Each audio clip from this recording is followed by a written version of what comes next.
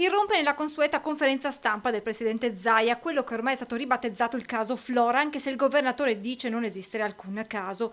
Per capire cosa sia accaduto bisogna però fare un passo indietro e andare a vedere i punteggi assegnati ai direttori generali che vedono Luciano Flora alla guida dell'azienda ospedaliera di Padova all'ultimo posto. Il direttore interessato non avrebbe preso bene questa graduatoria parlando di un avviso di sfratto. A tutta la mia comprensione, solidarietà, non è un avviso di sfratto. Questa vicenda, ha spiegato Zaia, ha un aspetto umano, uno burocratico e uno manageriale. Dal punto di vista umano capisco il direttore Flor, dice il governatore. E Flor non è in discussione e lui da manager dovrà dire al mondo intero perché va via se ha deciso di andare via, ma di certo non va via perché gli manca la sfiducia dell'amministrazione e l'amministrazione non fa giochetti per mandare via gente.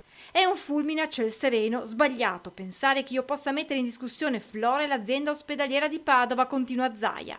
C'è poi l'aspetto burocratico, aggiunge il presidente, che ricostruisce quanto accaduto spiegando come gli stipendi dei direttori generali prevedano una parte fissa e una premialità. Questo è un obbligo di legge che abbiamo.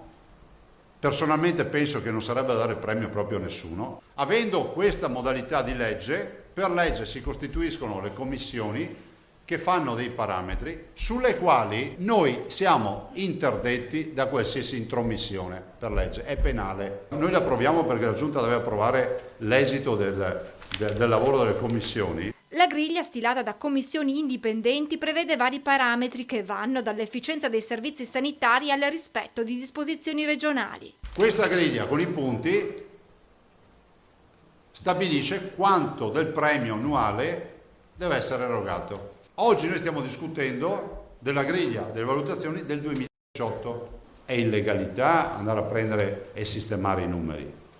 Se i numeri però vengono fuori male, e Flora ha ragione, probabilmente la griglia non tiene conto della peculiarità dell'azienda ospedaliera.